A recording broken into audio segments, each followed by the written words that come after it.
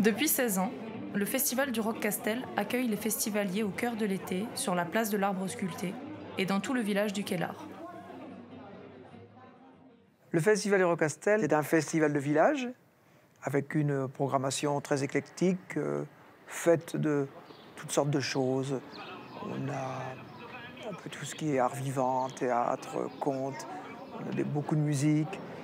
Et à côté de ça, on a une programmation qui est liée au voyage, sur le thème précis du voyage lent, enfin du fait de voyager lentement. Et dans mon pays, on dit « toutes les routes mènent à Rome ». Alors j'ai regardé, avec mon doigt comme ça, je suivais les routes pour savoir si jamais j'arrivais à Rome. Il me restait 10h23 de conduite sur autoroute avec le vieux camping-car de mon père.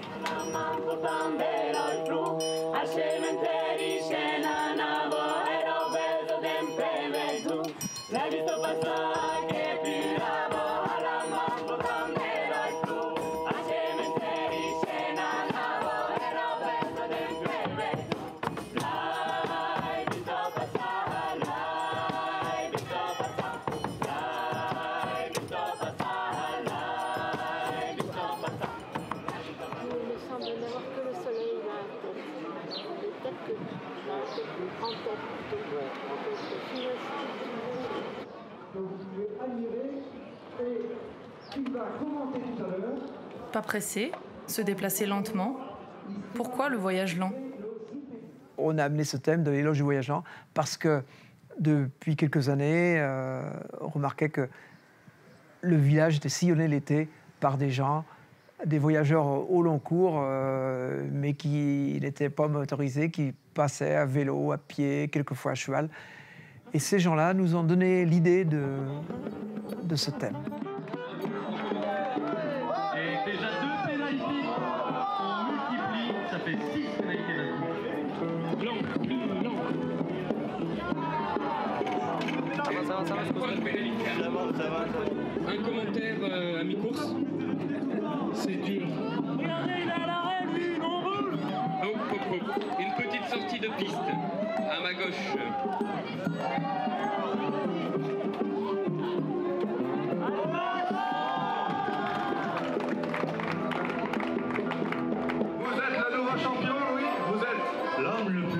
L'homme le plus beau.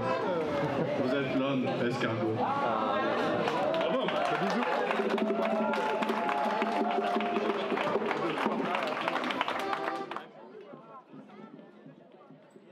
Donc, un peu moins lentement, allons à la rencontre de voyageurs qui nous présentent leur périple, ses tenants et ses aboutissants. Ce vélo, il s'appelle Dembo. Dembo parce qu'il a des grandes oreilles. Je l'ai refait pour le voyage, pour apprendre à refaire le vélo. Donc, ce qui m'a permis pendant tout le voyage d'être en capacité de réparer moi-même le vélo. Donc, le but du voyage que j'avais appelé, qui s'appelle toujours le cycle de la Terre, c'était de partir autour du monde à vélo, d'aller rencontrer les gens. L'idée, c'était que ça soit simple. J'ai aussi mûri dans la tête et eu envie d'apprendre comment cultiver et comment produire ce que je mange.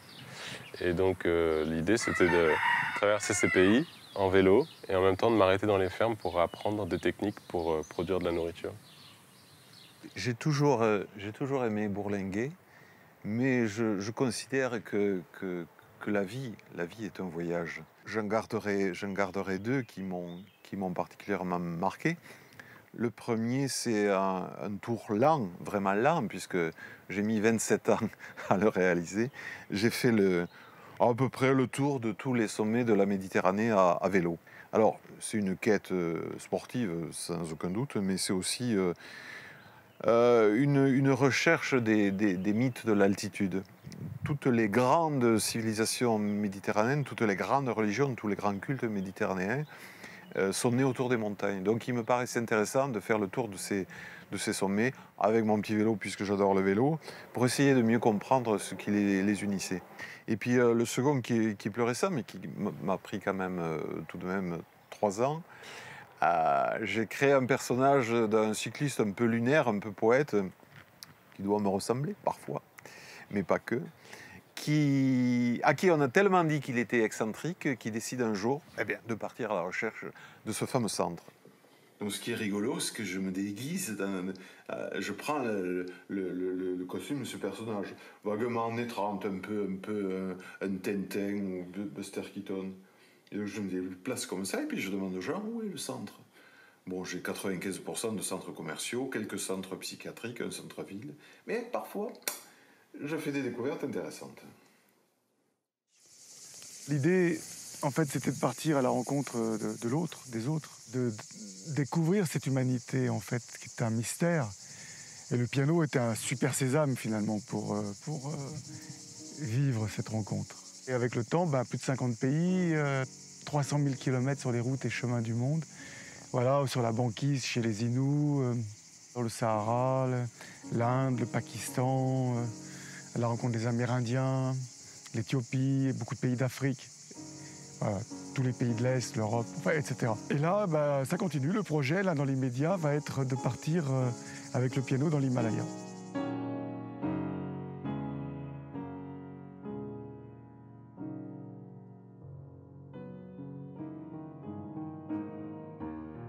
Donc c'est un énorme travail. On est plusieurs, on va dire, structures qui travaillons autour de la réalisation de ce projet. Nous, on s'occupe de gérer le groupe.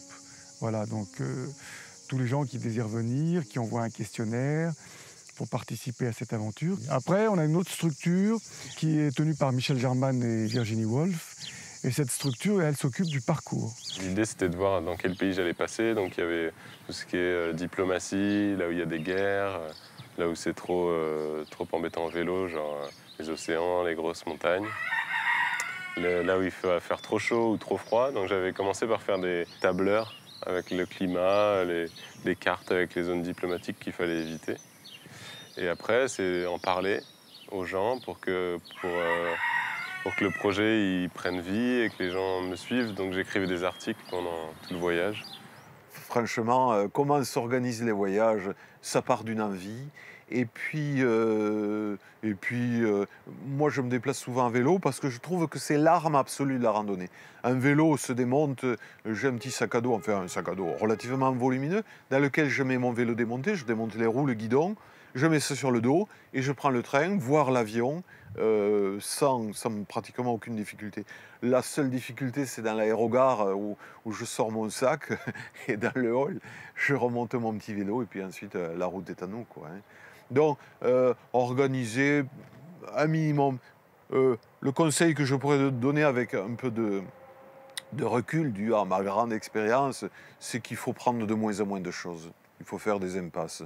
Donc je prends de moins en moins de choses. Le vélo finit par devenir très lourd de petites choses qui ne pèsent rien.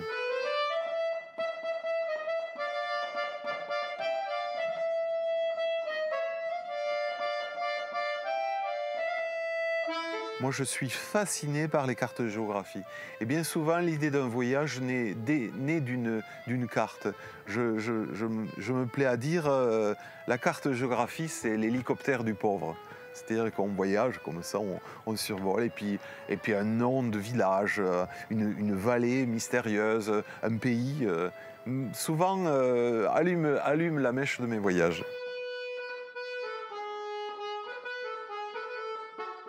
Peu de choses pour que démarre le voyage. Et qu'est-ce qu'on en ramène? Je repense à ce taliban, justement, avec lequel je discute à Djeloum, et puis qui avec son groupe d'hommes, me demande ce que je fais là. Il me demande ce que c'est ça. Je lui dis c'est un piano. Et je lui explique que je voyage à travers le monde avec cet instrument pour rencontrer les humains. Et je les regarde et je leur dis que je suis heureux de les rencontrer. Et ça les touche. Ils partent. Et lui, le chef, revient et puis on discute. Il me pose plein de questions sur la vie, sur le monde, sur cette humanité, sur mes voyages. Je vois l'homme qui, finalement, plus je parle, plus son cœur s'ouvre. Puis à un moment donné, il me fait cet aveu, il me dit « J'aime pas ce que je fais. Je suis devenu guerrier taliban et je suis pris dans dans une sorte d'engrenage infernal. Que si je ne rentre pas dedans, ben, c'est ma famille qui est en danger. Voilà, et il suit le mouvement de là où il est, parce qu'il ne peut pas faire autrement. Un souvenir, là c'est lié à ma vie. Moi, maintenant, dans ce voyage, j'ai rencontré ma compagne qui habite avec moi maintenant, que j'ai rencontrée en Inde.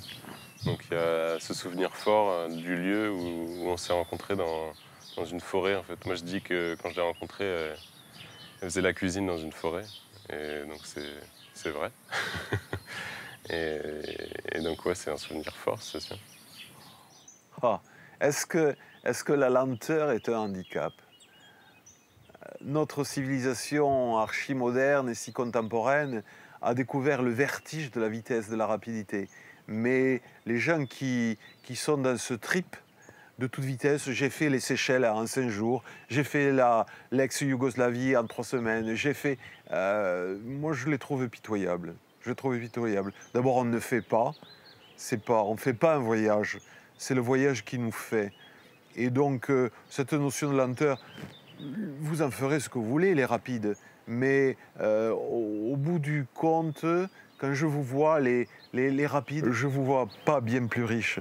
Donc je considère, moi, que la vraie richesse, c'est être capable de prendre son temps, de le garder, de le travailler, de le cultiver, de le prendre. Le voyage lent, je vois très peu d'inconvénients. Je prends un exemple très simple, concret. Quand on est parti en Éthiopie à la rencontre des peuples premiers, nous sommes restés 3 jours chez les Hameurs, et ça a été extraordinaire. On a sorti le piano, on a fait jouer tout le village, les enfants étaient là, on a fait de la musique avec les adultes. Voilà, puis on est rentré dans les cases, on a chanté avec eux, on passait des soirées comme ça dans ces villages où il n'y a pas d'électricité, et à chanter sous les étoiles qui commençaient à apparaître une à une dans ce ciel pur, voilà, dans ces plateaux éthiopiens à 2000 mètres d'altitude. Et c'était magique, hein, avec des échanges de regards, des échanges d'objets, des échanges d'humanité. Les échanges, base des voyages au quotidien aussi. Retour sur Romain, accompagné des woofeuses et des membres jardiniers de son association.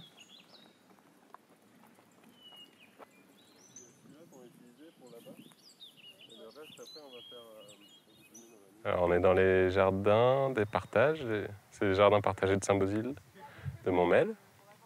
Et on est mercredi soir et c'est apéro jardinage.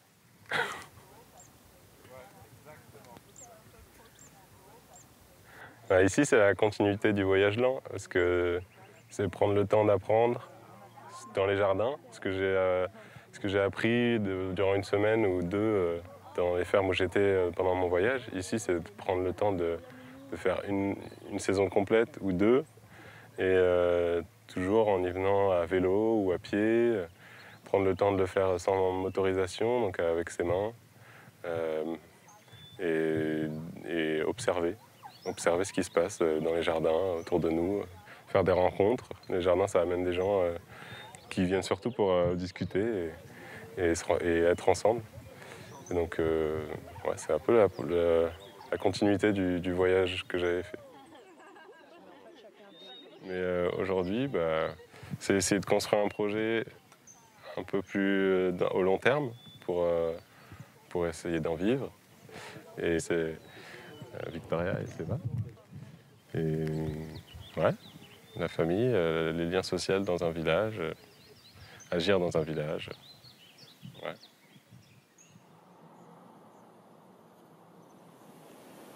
Au-delà de ces témoignages, comment définir le voyage lent ?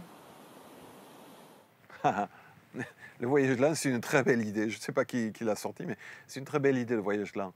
Mais ça fait un peu, ça fait un peu marketing. Le voyage lent, ça a éliminé de fait la voiture, l'avion, mais il y a des voyageurs qui prennent le train, etc. Je crois que cette notion de lenteur, c'est plutôt dans la démarche.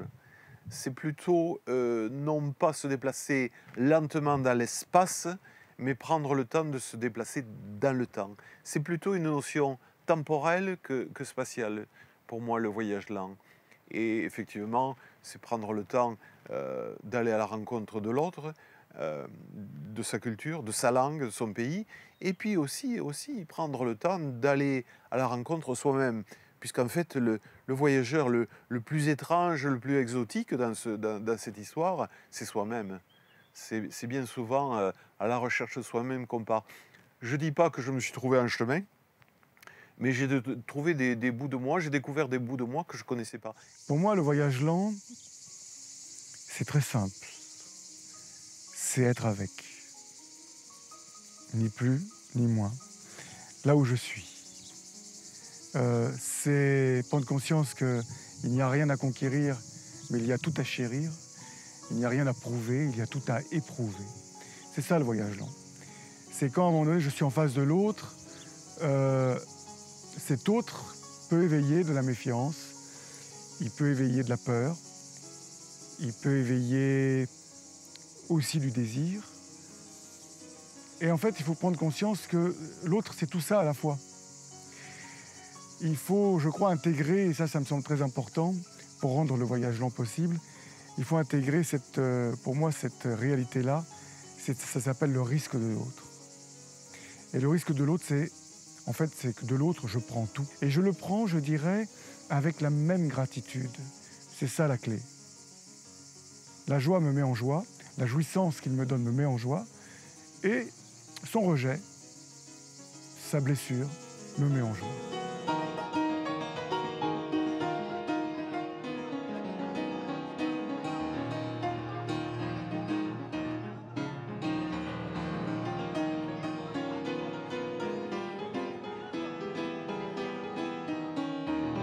Je dirais presque vitesse-lenteur, est-ce que c'est vraiment le critère?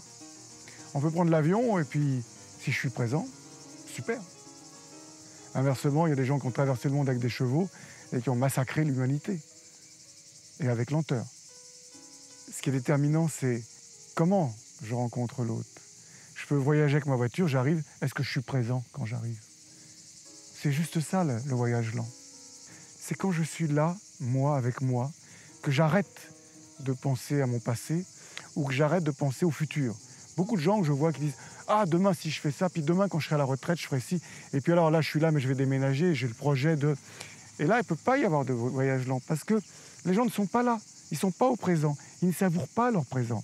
Ils savoureront peut-être demain, quand ils auront fait tout ce à quoi ils s'emploient là maintenant. Mais du coup, comme ils s'emploient pour réaliser un futur, ils ne vivent pas leur présent. Donc ils ne sont pas là. Et pour moi, quand on n'est pas là, eh ben, il n'y a pas de voyage du tout. C'est plutôt un état d'esprit, le voyage lent, pour employer cette expression un peu brinque-ballante, plus un état d'esprit que se référer à des moyens de transport.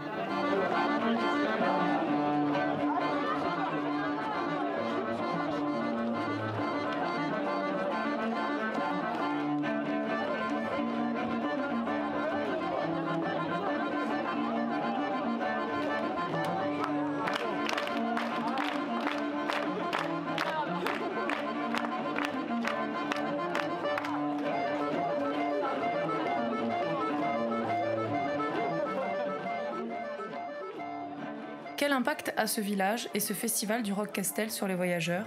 Qu'en retire-t-il en échange de leurs témoignages? Je pense que c'est un lieu extrêmement important. D'abord, le site qui est là, c'est quand même à la fois grandiose, hors du temps et de l'espace. Et puis, c'est un festival à échelle humaine. D'abord, il y a de grandes pointures, très discrètes, très modestes. Tu te retournes vers ton voisin de gauche et il te dit « Ouais, moi j'ai traversé le Ténéré à pied ». Tu te tournes vers ton voisin de droite « Ouais, moi j'ai fait la Mongolie en deltaplane ou en pâté à roulettes ». Enfin, il y a des gens extraordinaires, d'une grande modestie. Et en même temps, c'est un lieu d'une convivialité à la fois familiale, à échelle humaine, et puis avec un brin de folie.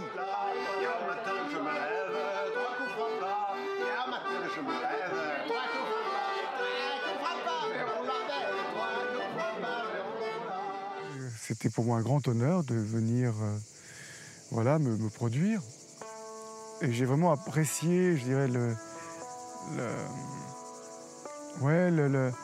toute l'énergie qui a été donnée, ce travail qui a été accompli. J'ai trouvé dans ce festival quelque chose de profondément humain. Voilà, une sorte de proximité avec... Voilà, j'ai pas senti le festival où on vient consommer. Voilà, c'est plutôt, je dirais presque que le spectateur fait partie intégrante. Le spectateur est le festival.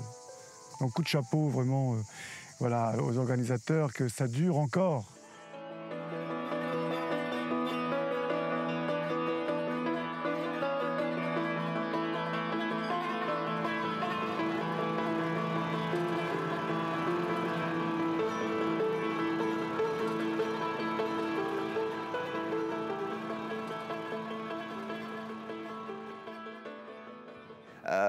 Je me souviens, l'an dernier, quelqu'un a proposé tu es capable de descendre avec un Granby? Un Granby, c'est un vélo avec une grande roue des années 80. Est-ce que tu serais capable de descendre l'église du village avec ton Granby? On ne sait pas. Et puis ça s'est fait.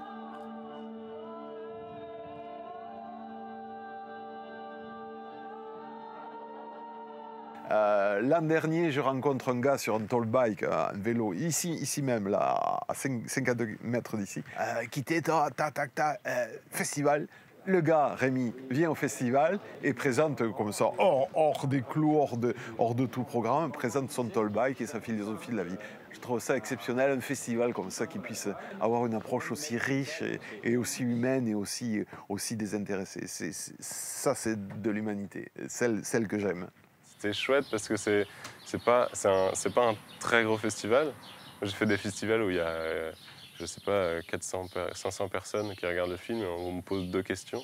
Là, on a le temps il y a un peu moins de monde, on mange ensemble, donc on a le temps d'échanger avec les festivaliers. C'était chouette, nous on était allés juste 1 jour et demi, on a campé là-bas. Et c'est dans l'attente que j'ai appris que Victoria, ma compagne, elle était enceinte. C'est vrai qu'on vit des temps pas faciles à tous égards. Et le fait de se retrouver pendant quelques jours, pendant une semaine, entre gens de bon esprit, de gens qui ont bourlingué, de gens qui ont une philosophie de la vie, même si ce n'est pas la même, ça fait énormément de bien. Moi, c'est une petite perle rare comme ça que je protège. Et en plus, on me donne l'autorisation de faire mes délires. Et ça, c'est rare, c'est pas si fréquent. Donc, voilà, moi, je suis abonné. Je ne sais pas s'il faut une carte d'abonné, mais je suis abonné au Festival du Rocastel. Ce festival, c'était la première fois qu'on présentait.